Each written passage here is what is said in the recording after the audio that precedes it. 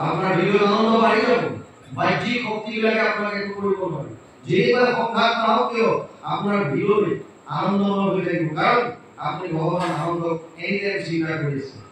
সেইকাৰণে দেখিছে প্ৰহ্লাদে কৈছে দৈত্যকীক, বিষ্ণুৰ চৰণ স্মৰণত পৰে পুৰুষৰ লাভ নাই, যিমান ভকতি হৰি কুমৰ মনুষ্য জন্মে সদায়, যিমান পাৰ স্মৰণ কৰা, যিমান পাৰ।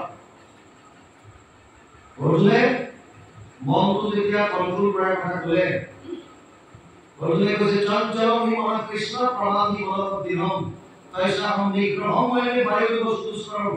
8 অধ্যায় 34 নম্বৰ শ্লোকীতা। মোৰ মনটো ইমান চঞ্চল যে মই যদি বায়ুক প্ৰতিৰোধ কৰিব পাৰোঁ, মনক কণ্ট্ৰল কৰিব নোৱাৰোঁ। ভগৱানে পিছত গৈ কৈছে অথচিত্তম সমাধাতুম ন শক্নোসি ময়ি স্থিৰম অভ্যাস যোগেন ততো মাম ইচ্ছাতুম ধনঞ্জয়। 10 অধ্যায় 9 নম্বৰ শ্লোকীতা ভক্তি যোগ। হে অৰ্জুন, যদি তই মনটো মোক দিব পৰা নাই, ভগৱানৰ স্মৰণত যদি লগাব পৰা নাই, তেতিয়াহ'লে অভ্যাস যোগৰ দ্বাৰা মোক পাবলৈ ইচ্ছা কৰ। অভ্যাস যোগ মানে শ্ৰৱণ কীৰ্তন। সেইকাৰণে গুৰুজনাই আমাক কি ক'লে, যদ্যপি ভগৱতী নৱবিধ মাধৱৰ শ্ৰৱণ কীৰ্তনত অহন্ত শ্ৰেষ্ঠ। প্ৰহ্লাদে নৱবিধ ভক্তিৰ কথা কৈছিল। শ্ৰৱণম কীৰ্তনম বিষ্ণু স্মৰণম পাদসেৱনম অৰ্চনম বন্দনম দাস্যম সাক্ষ্য আত্মনিবেদনম। 7:5-23 সপ্তম খণ্ড 5ম অধ্যায় 23 নম্বৰ শ্লোক ভাগৱত। তাত নৱবিধ ভক্তিৰ কথা কৈছে, কিন্তু গুৰুজনাই সেই নৱবিধ ভক্তিৰ পৰাও আমাক সহজ কৰি দিলে। কি? কেৱল শ্ৰৱণ কীৰ্তন। কিয়? যিটো আপুনি শুনিব, যিটো আপুনি পঢ়িব, এই কথাটোৱে আপোনাৰ মনলৈ আহি থাকিব, স্মৰণলৈ আহি থাকিব। সেইকাৰণে ইয়াত কথাটো কৈছে যিমান শক্তি হৰি মোৰ মনুষ্য জন্মে সদায়। কিয়? কিয় ঈশ্বৰৰ নাম ল'ম? কাৰণ ইয়াত কৈছে সমস্তৰে প্ৰিয় সুহৃদয় আত্মা জগতৰ পিতা মাতা, হেন জানি আন বিষয়ে এৰিয়া হৃদয় হৰিক চিন্তা। কিয় ঈশ্বৰৰ চিন্তা কৰে? কাৰণ ঈশ্বৰ হৈছে সমস্তৰে প্ৰিয়, সকলোৰে প্ৰিয়, ভগৱান সকলোৰে মৰমৰ, আৰু লগতে সুহৃদয় আত্মা।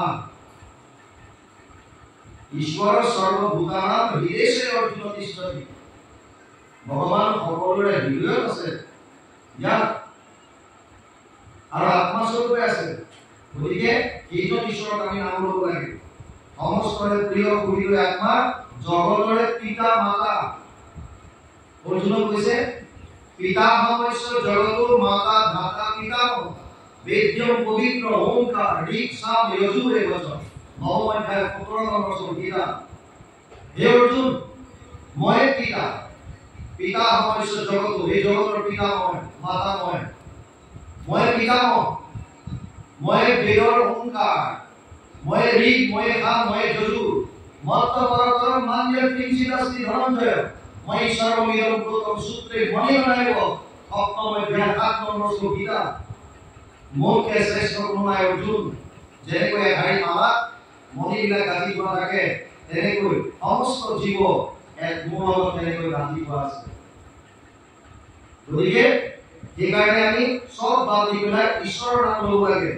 কিহৰ কাৰণে? সমস্তৰে প্ৰিয় সুহৃদয় আত্মা জগতৰ পিতা মাতা, হেন জানি আন বিষয়ে এৰিয়া হৃদয় হৰিক চিন্তা। আন বিষয় মানে ৰূপ ৰস গন্ধ স্পৰ্শ শব্দ সংসাৰৰ কথা চিন্তা নকৰি এই বিষয়সমূহ ঈশ্বৰমুখী কৰি দিব। ঈশ্বৰৰ ৰূপ দৰ্শন পাবৰ কাৰণে, ঈশ্বৰৰ কথা শ্ৰৱণ কৰিবৰ কাৰণে, ঈশ্বৰক পাবলৈ কামনা, চব বস্তু খালি ঈশ্বৰমুখী কৰি দিব। আমাৰ ভিতৰত আত্মা পৰমাত্মাৰ যিটো স্থান এনেকৈ আছে বুলি কয়। এনেকে আত্মাটোৱে 5টা জ্ঞানেন্দ্ৰিয়ৰ দ্বাৰা সংসাৰৰ ফাললৈ মুখ কৰি থাকে, আৰু পৰমাত্মাই পিছফালে মাজে মাজে চোখৰ মাৰি থাকে, মোৰ ফালে এবাৰ ঘূৰি থাকে, এবাৰ মোৰ ফালে চা। আৰু আমাৰ খবৰ নাই আমি কেৱল সংসাৰত আছো। কিয়? আমি ভাবো যে ধন টকা পইচা পুত্ৰ পৰিবাৰ এইবিলাকে আমাক সুখ দিব। কিন্তু আপুনি যাৰ পৰা সুখ বিচাৰিছে, কেতিয়াবা ভাবি চাইছে যে তেওঁৰ সুখ আছে নাই নিজৰ? মই মোৰ পত্নীৰ পৰা সুখ বিচাৰিছো, পত্নীয়ে উল্টাই মোৰ পৰা বিচাৰিছে। মই ল'ৰাটোৰ পৰা বিচাৰিছো, ল'ৰাই হয়তো আকৌ বেলেগৰ পৰা বিচাৰিছে। আল্টিমেটলি আৰু যদি কোনোবাই সুখ দিছেও, কিমান সময়ৰ কাৰণে? ক্ষণস্থায়ী। যিটো বস্তুৰ নিজৰে স্থায়িত্বতা নাই, ই আপোনাক স্থায়ী সুখ কেনেকৈ দিব?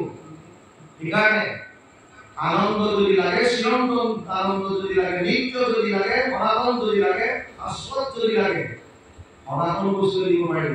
আৰু সনাতন এজনেই আছে, এইজন হৈছে কেৱল কৃষ্ণ। ব্ৰহ্ম ভুৱনালোকত্ববৰ্তিনো অৰ্জুন মমোপেত্য লোকং যে পুনৰ্জন্ম বিদ্যতে। ব্ৰহ্মলোক পৰ্যন্ত যত যিমান জীৱ আছে সমস্তৰে পুনৰাবৰ্তন আছে। ইভেন ব্ৰহ্মাও হাৰি যাব পাৰে। যেনে এক শত হুৱে বৰিষ ব্ৰহ্মাৰ, ব্ৰহ্মাক কৰন্ত দেৱে ঈশ্বৰে সংহাৰ। চতুৰ্থ কলয় দ্বাদশ স্কন্ধত লিখা আছে। ব্ৰহ্মাও হাৰি যাব পাৰে, বাকী পুনৰ। গতিকে যত যিমান আমি বিচাৰিছো এইবিলাক চব মিছা। ইয়াত আপোনাক সুখ দিব পাৰে, সুখ পাবলগীয়া হলে কেৱল আৰু কেৱল কৃষ্ণ। সময়টো চাব কেইটালৈকে চলিব? 9:16